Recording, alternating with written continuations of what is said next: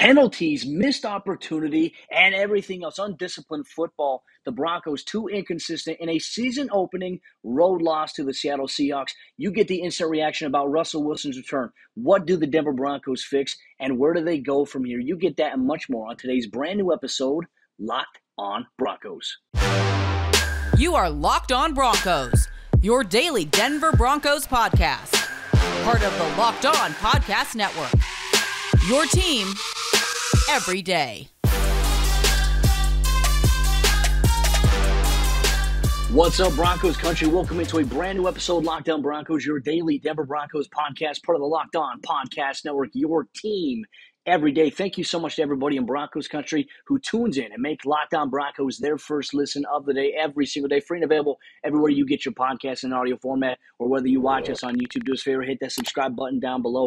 Thank you so much, Broncos country. From the South Stands to the end zone, I'm your host, as always, Cody Roark, Broncos beat reporter from Mile High Sports, joined alongside by my co-host, Sayre, Bedinger, site expert, predominantly orange.com.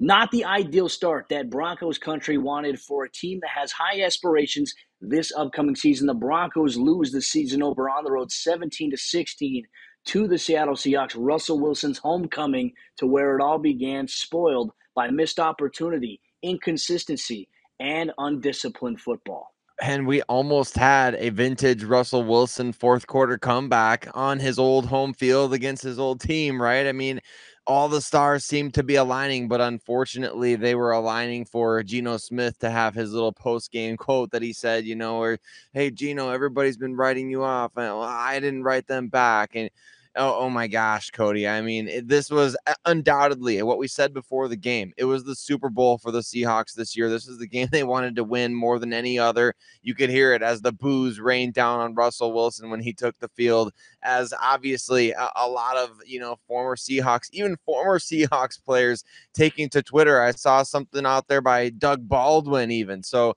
man, it was definitely a big game for the Seattle Seahawks, and obviously too for the Denver Broncos. Like every Broncos fan in the Twitter sphere, Cody, I mean, was basically playing the role of executioner throughout the game. Like, who are we going to cut? Who's going to be getting fired? What needs to change after this game? It was after even the first quarter. So, you know what? I think definitely it's time to take a step back. This isn't the post-game report that we wanted to be giving, but certainly an eye-opening one for sure. And that's what it really is, and it all boils down to this. And look, I understand it's the first game of the season. Broncos country has every right to be upset with the outcome of the game. But I've already been seeing people, tweet out that the season's over, might as well throw it in. Oh, they lost to the Seahawks. They're not going to win anything. I mean, if you honestly feel that way, don't watch a Broncos game the rest of the season. It just, social media can get very tiring. And look, I'll say this. It didn't go the way the Broncos had hoped for. It didn't go the way that any of us here covering the Broncos had hoped for initially. We'd love to be doing a post-game victory Tuesday for everybody in Broncos country, but let's break it down. Russ's return to Seattle. As you mentioned, the moment he took the field, a chorus of boos. And every time the Broncos had the ball on offense, it was loud booing the entire time. Sayre, in the press box, you could hardly hear. That's how loud it was. So, hey, hats off to Seattle Seahawks fans. They were loud. They brought the noise for their team, and congratulations to them on their victory. Got a chance to see Locked On Seahawks host Corbin Smith in the press box. It was great to see him. But the Broncos had to figure out where to go from here. But it all goes back to some decisions. You mentioned some potential magic from Russell Wilson in the fourth quarter, an opportunity to get the Broncos downfield for a potential game winner, which ends in Brandon McManus missing a 64-yard field goal that would allow the Seahawks to win the game. There were moments, though, throughout this game where Russell Wilson seemingly looked like his old self, leading some magic, finding a way to improvise, getting out of pressure, and tossing a football, whether it be a little shovel pass to the running back, to even Andrew Beck in that fourth quarter there. Just simply what defined it and what really hurt the Broncos is penalties. Once again, penalty wiped out a touchdown that, Andrew Beck had scored initially in that fourth quarter, would have gave the Broncos the lead. They have to settle for a field goal, which cut it obviously to a 17-16 deficit from that point. There's a lot of questions. Should the Broncos have let Russell Wilson go for it on 4th and 5? Sayre, I'm eager for your thoughts on this because for me personally, you saw what Russell Wilson could do. You saw that he could move the ball downfield. That was not an issue for Denver. It was just the other things that got in the way, the penalties, the missed opportunities, some missed blocks that led to pressure, that led to a couple of sacks. Russ sacked twice in this game here by the Seahawks defense. I personally, though, Sayre, would have went for it on 4th and 5, but even more puzzling, why the Broncos let so much time wind off the clock in that final 2-minute drill. It was all very hard to take in, and frankly, Cody, and I hate to even say this, and this is going to seem so negative, but it really did remind me of the way that Vic Fangio used to handle end of game situations, and it was really tough to watch. It seemed like everybody after the game was kind of on the same page, right? Like that Brandon McManus tweeting out like that's the yard line that they had to get to for me. I just need to make the kick. Russell Wilson saying, I know he can make the kick. We believe in him to make the kick. Nathaniel Hackett kind of doubling down on the decision. I just would have taken my chances the other way. Look, you just signed Russell Wilson to, what is his contract, Cody? $296 million in total money, $165 million in guaranteed cash. I think definitely I would be putting the ball in the hands of that guy at the end of a game in this type of situation. With all due respect to Brandon McManus, I know he's been given a variety of opportunities to make 60-plus yard kicks throughout his career, and it's tough to do. It's tough for anybody to do in the NFL. Like we saw Matt Prater do it back in 2013 from 63, and that felt like we were seeing like a unicorn, or like the boogeyman, or a Yeti out in the wild. Like it was one of the craziest things I think I've ever seen in football. I still remember the game. It was against the Tennessee Titans.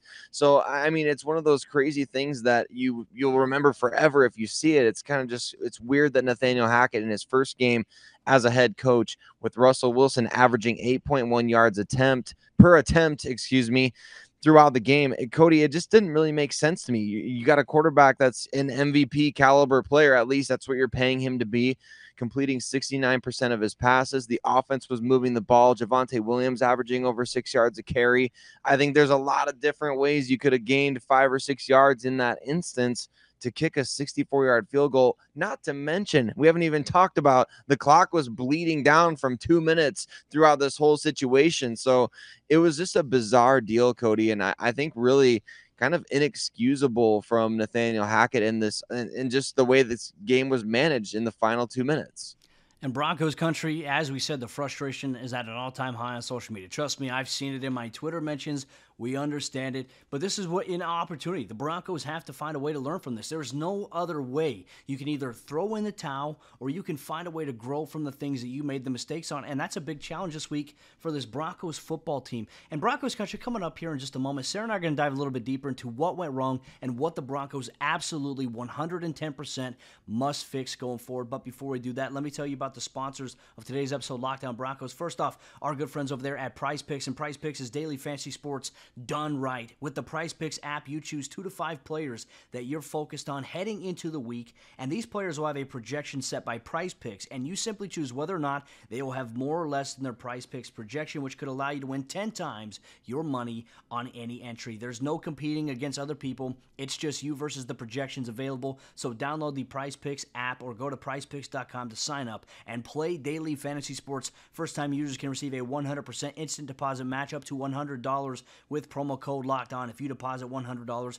Prize Picks will give you $100. If you deposit $50, Prize Picks will give you $50. So don't forget to enter promo code LOCKEDON and sign up for an instant deposit match up to $100. And our good friends over there at AG1. And our next partner has a product that I literally use every single day. I started taking AG1 because many adults don't receive enough vitamins and nutrients in their day-to-day, me being one of them. And AG1 is part of my daily routine, where 1 scoop goes into 12 ounces of ice-cold water containing 75 high-quality vitamins, minerals, whole food source superfoods, probiotics, and adaptogens to help you start your new day right. And this blend of special ingredients supports your gut health, your nervous system, your immune system, your energy, recovery, focus, and aging. It costs you less than $3 a day, and you're investing in your health, and it's cheaper than your cold brew habit. Your subscription comes with a year's supply of vitamin D, which is so important to add in these winter months when we don't get as much sunlight, which is coming up here very shortly. So right now, it's time to reclaim your health and arm your immune system with convenient daily nutrition. It's just 1 scoop in a cup of water every day. That's it. No need for a million different pills and supplements to look out for your health. To make it easy, Athletic Greens is going to give you a free 1-year supply of immune-supporting vitamin D USD and 5 free travel packs with your first purchase, and all you have to do is visit athleticgreens.com/NFL Network. Again, that is athleticgreens.com/NFL Network to take ownership over your health and pick up the ultimate daily nutritional insurance.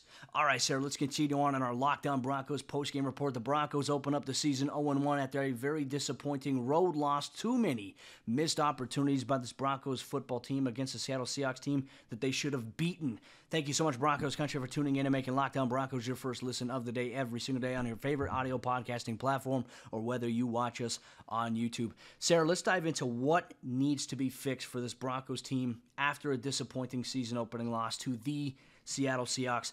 I'm going to start it off here by saying penalties were a killer. 12 total penalties amounting for over 121 yards lost in this game for the Broncos, not to mention rewarding the Seattle Seahawks multiple first downs off of penalties as well. That right there was a huge killer and why the Broncos lost this game to Seattle in week 1. Penalties and undisciplined football. But I also have to ask you a question here because I've seen a lot of this on Twitter.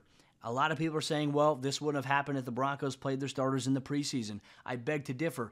We're talking about football discipline versus playing your players in the preseason. What is playing a series or two in the preseason going to do in terms of avoiding penalties? Denver just has to, it's football. It boils down to the simplest point. You have to be disciplined in your approach. You have to do your job. You have to trust your technique. You have to trust your teammates. And it didn't seem like there was a lot of that going on for the Broncos here in week 1. I don't think it has anything to do with not playing the starters in the preseason. I don't really either, Cody. I think that there's maybe some valid argument to be made about, hey, if you're worried about the tackling, maybe that's something that could have been cleaned up with extended preseason play because we know that NFL teams just don't do a lot of that in practice anyway. So maybe that's the argument for the preseason. I think just definitely overall, just a lack of discipline, like you mentioned. I mean, it's basic football stuff. You can't go before you snap the ball. And that was a killer for the Denver Broncos in the red zone, specifically 2 false start penalties in the red zone, not to mention a delay of game in the red zone. I counted 3 penalties, Cody, out of their 12, like you said, in this game that happened in the red zone. So that was an absolute killer. And it really led to the Broncos. Like one of the other things I think needs to be fixed. We talked all offseason about the gold zone. We talked even leading into the game, like how good the Seahawks were last year at converting in the red zone offensively. And the Broncos just didn't have it in this game. And the touchdown that they scored was a 67-yard play from Russell Wilson to Jeudy. And then you had obviously the field goal. So the offensive efficiency in the red zone was a huge bummer. Like it was a huge letdown, right? I mean, it was maybe the biggest letdown of the game. Like we could talk until we're blue in the face about Nathaniel Hackett and the end of game situation. But here's the reality. You never get there if you just punch the ball in twice like you're supposed to from the 1-yard line. So Melvin Gordon, Javonte Williams with those 2 fumbles, that was absolutely critical in this game, as you would expect from turnovers. Like turnovers are always a huge factor. So that was the biggest thing to me, Cody, outside of the penalties, is just really being bummed out about, man, I wanted to see some touchdowns. I wanted to see the celebrations. I wanted to see the fireworks. I want to see all that stuff. So not getting those touchdowns in the red zone ended up being the killer in this game. And it really did as well. And even in a situation like that, maybe go under center. Maybe go under center and hand the ball off to Javonte or Melvin. In the shotgun, what happened was the defense, if there was shotgun to the right of Russell Wilson, the defense was slanting to the right. I mean, they were just doing that to try to take away the cutback lane in the outside zone scheme there. So, Seahawks defense once again came up big in the red zone. They were very efficient there, and unfortunately, Denver didn't help themselves out with penalties and turnovers when it mattered the most down there in the gold zone. But another area that was really concerning, the Broncos got eaten up a little bit by Seattle's tight ends on crossing patterns. Now, this was a huge key in the first half. The Broncos defense adjusted, I thought, really well in the second half, especially with Bradley Chubb coming alive, getting a couple of sacks on Geno Smith to really give the Broncos offense yet another chance. It was a different story in that first offense. Geno Smith was carving them up left and right, had a quarterback rating of over 100 in the first half, and I believe at one point was 12 for 13, and he only had 1 incomplete pass, and that was just a brutal stretch for the Broncos. And then, as you mentioned, defensive penalties, late hit, roughing the passer, taunting penalty by Jonathan Cooper. Those are things that hurt them in a big way, and those are things that are fixable. But They have to find a way to slow down tight ends, because guess who's coming to town? O.J. Howard, who was the main source of the Houston Texans offense in their Week 1 tie with the Indianapolis Colts. 2 catches, 2 touchdowns for him. The Broncos will need to find a way to have an answer for that as well. Incidentally, tight ends the other way, kind of an issue, right? Now, the Broncos, Eric Saubert dropped one of the best passes that I've seen Russell Wilson Tough make in catch. recent years. I mean, it would have been a tough catch, but man, Beautiful throw. that was, I mean, you don't get a better throw than that. And then the Eric Tomlinson play where he just, I mean, man, you got to get, the guy barely ever gets the ball. Can't they just give him that touchdown? I mean, come on. It was like a toenail on the white. So, man, but yeah, it was tough. And I think definitely, Cody, when you look back at this game, it's just a lot of those things that the same stuff that really we've been complaining about over the last 6 years, wasn't it? I mean, penalties, untimely turnovers, as if there's really a time for a turnover, right? But really untimely turnovers, bad penalties, lack of discipline, really just, I mean, what was the issue there with the clock constantly going down to 1 or 0 before the Broncos snapped the ball?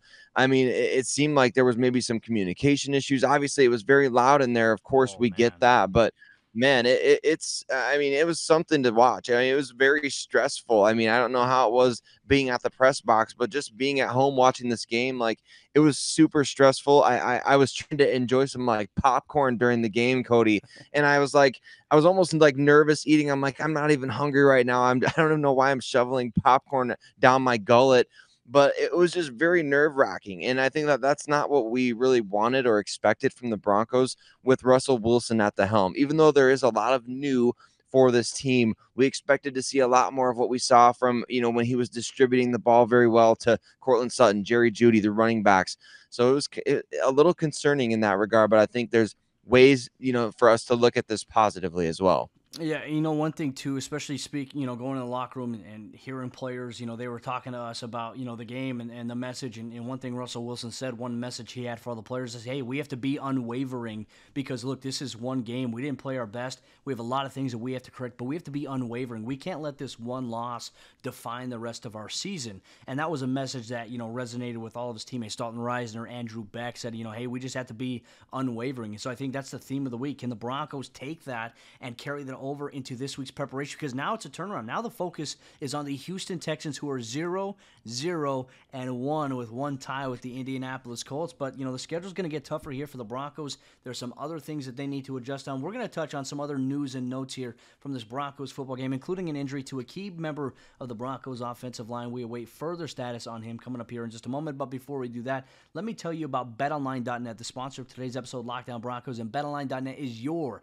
number one source for all your pro and college football betting needs and sports information this season. You can find all the latest football league developments, game matchups, news, and podcasts, including this year's opening week games. BetOnline is also your continued source for all your sports wagering information, including live betting, esports, and scores. The fastest and easiest way to check in on all your favorite sports and events, including MLB, MMA, boxing, and golf. So head to the website today or use your mobile device to learn more about the trends and the action. BetOnline, where the game starts.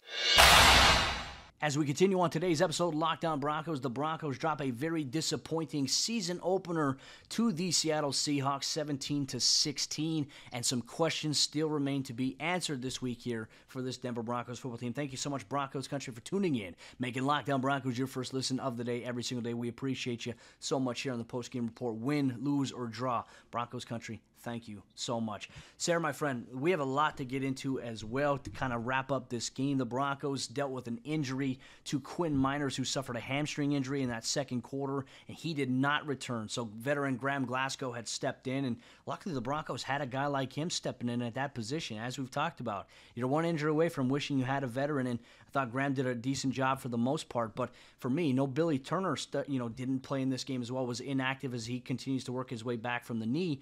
But the bigger surprise, Cam Fleming got the start at right tackle over Calvin Anderson, which to me I think was a huge surprise. And Fleming, he struggled.